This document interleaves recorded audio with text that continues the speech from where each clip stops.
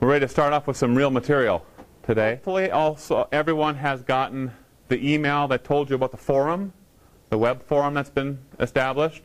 So of course we had nothing to talk about last week, I think, but you know, starting this week you guys may want to start throwing around some ideas, some questions. Go ahead and pose those questions, put them out there. If someone else in the class has got an answer for it, if you think you got the answer for it, you know, go ahead and give it. You know what we should do? What we should do is the student who answers the most questions to other people's questions maybe has to get some extra credit. That might be pretty cool. It's got to be the right answer. And the other one is you can't team up and say, I'll ask a question, you know, and you answer it. Then you ask a question and I'll answer it or something like that. I guess we can't do that. But yeah, I want to see lots of good interaction. And one of the best ways to learn, of course, is to teach it yourself. And I'm not asking people to come up here and teach it, but you know, if you feel real confident after one of the presentations and someone asks a question, you think, I think I got this, you know. Ballstad's book says the same thing, whatever, my notes say this. Go ahead and put the answer out there. The website, everyone's been able to access the website. That, as I said, is your nucleus for this class. That's where you can access the PowerPoint that we're going to talk about here in just a little bit, this thing right here. You can access some PowerPoint notes if you want to mark those up and kind of take your notes along with the slides. There's a PDF version out there. And you can, if you're prepared for it, you can print that if you'd like. So, let's talk about GIS. Let's talk about this introduction to GIS, which is our topic today. There we go. First of all, what is it? We'll start off real simple. What is it? Well, it's Geographic Information System. It's a system, not systems, even though I think I even say it sometimes myself, put an S on the end of it. It's a system, and it's not geographical here in the U.S. In the U.S. we say geographic. In the U.K. they say geographical. So if you're reading stuff here and saying things here in the U.S., it's geographic. Notice it's information. It's not data. That I is information. What's the difference between information and data? Anyone? Boise, Idaho Falls, library? Anyone have any ideas? What's the difference? What do you feel difference intuitively? Or are those synonyms to you? I think information is usable where data is just numbers that it's not usable until you apply it to something. Information is something you can look at and understand and pull from. Yeah, that's very good. That's excellent. You're right on target there. The difference between data and information is that data is assimilated by you, a human being, and then it becomes information. You have to understand that data, and it means something to you in your paradigm, right? How you grew up and everything up to this moment of what made you you. Okay, then it's information. Now, why do you suppose GIS is information and not data? Aren't we talking about computers and software and all this digital data? Why isn't it GDS?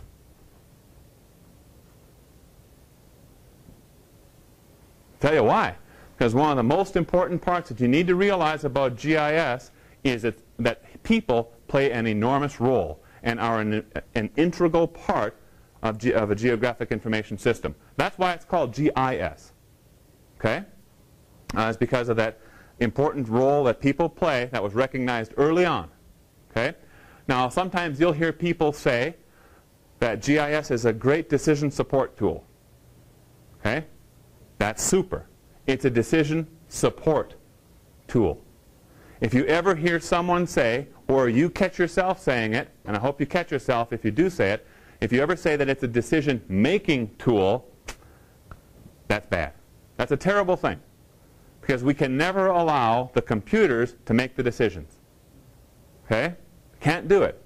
It's got to come down to a person who assimilates that data, the information, knowledge ultimately, and then applies that, as well as a bunch of other things, to make that decision. Okay?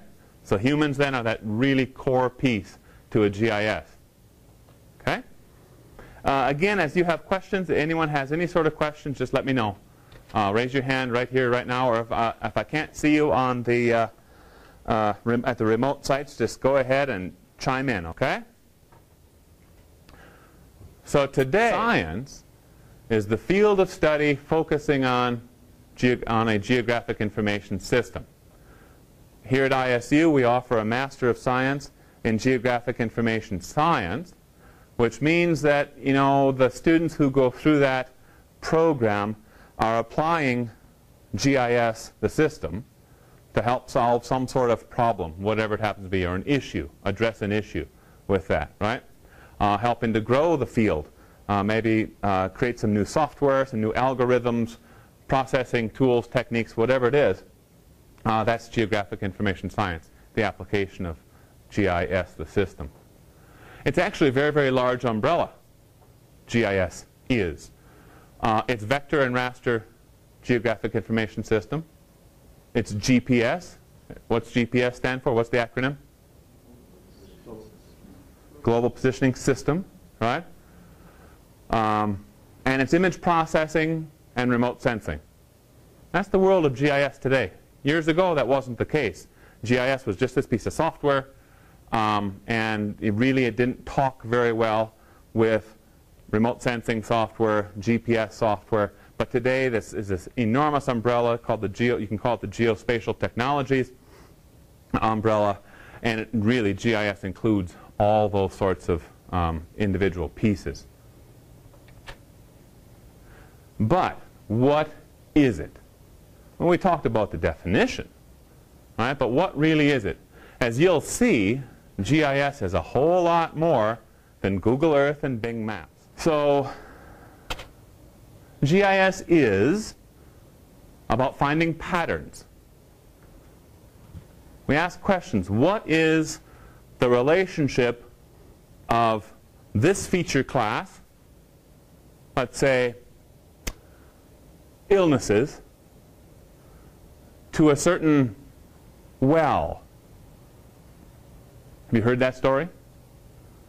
Really one of the very first applications of what we would call spatial analysis, except it happened before there was GIS, and it happened before there were computers, right?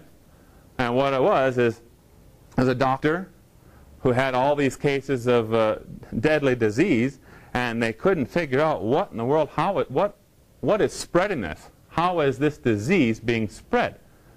And then what he did is he took a simple hand-drawn map of the city and started putting little pins into all the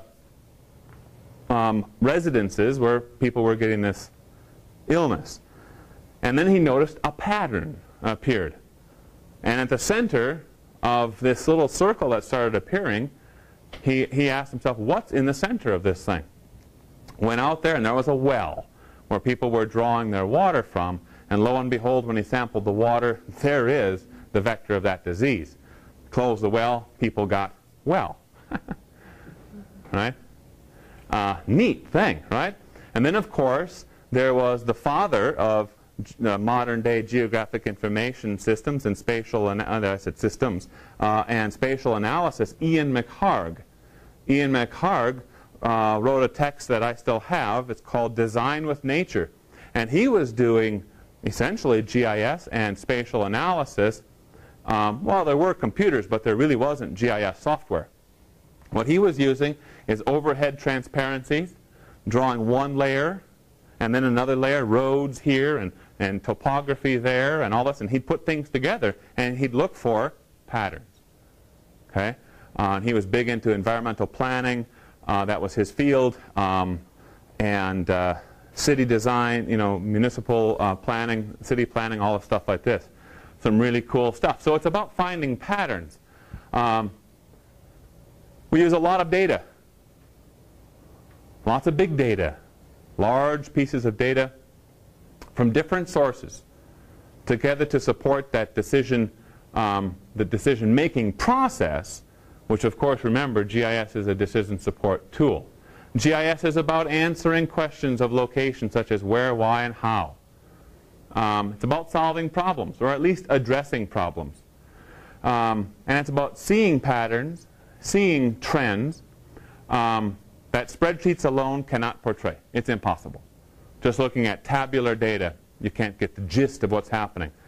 Some years ago, I teach a lot of workshops, and my workshops I teach faculty and other staff here at Idaho State University.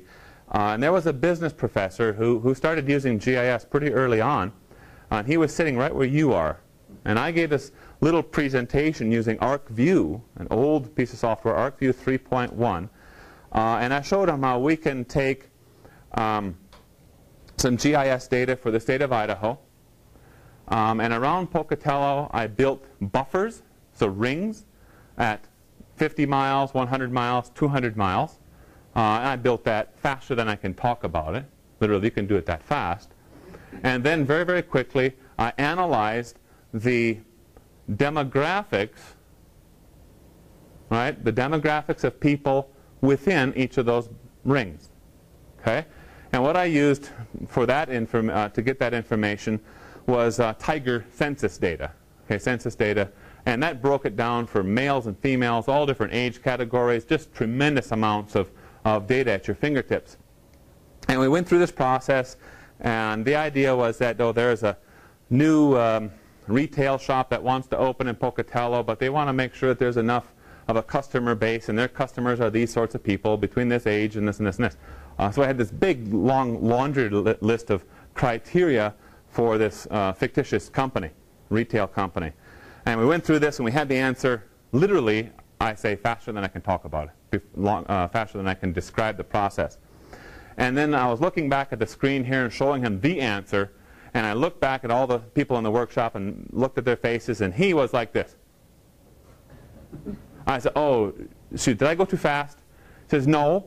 Did you know that I had graduate students for the last 9 months working on that same type of problem, and they can't do it because all they have is tables. And they're trying to figure out, is this person inside or outside, you know? And I'm like, well, you know, this is where it's very, very powerful, is spatial analysis. Okay?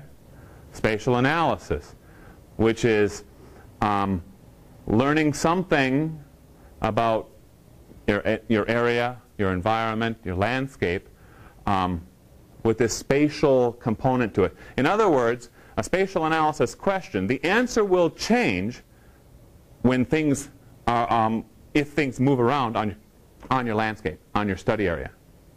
Then that's spatial analysis. See that? Spatial analysis is when the answer changes if things move around. Okay? So let's say I ask you, what is the average age of people in this classroom? Right here, right now. Come up with an answer, right? Is that spatial analysis? No. Doesn't matter, right? Just said in this classroom, right?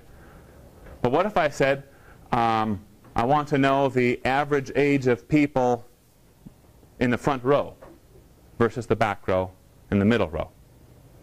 And then all of a sudden I say, okay, everyone change seats. And let's do it again. And let's do it again. See, now that becomes spatial analysis, sort of real simple spatial analysis, because the answer is changing as the features, the location of those features changes. See that? Okay. We'll talk more about what spatial analysis is throughout this semester, but that's kind of a good start. Get you thinking about what spatial analysis is and start to thinking about or what we call thinking spatially. GIS is smart maps. Yeah, a lot of folks, that's a pretty good analogy. Smart maps.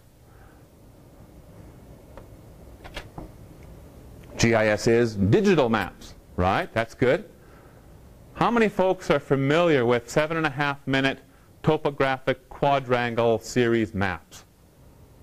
Good. How about the library, Idaho Falls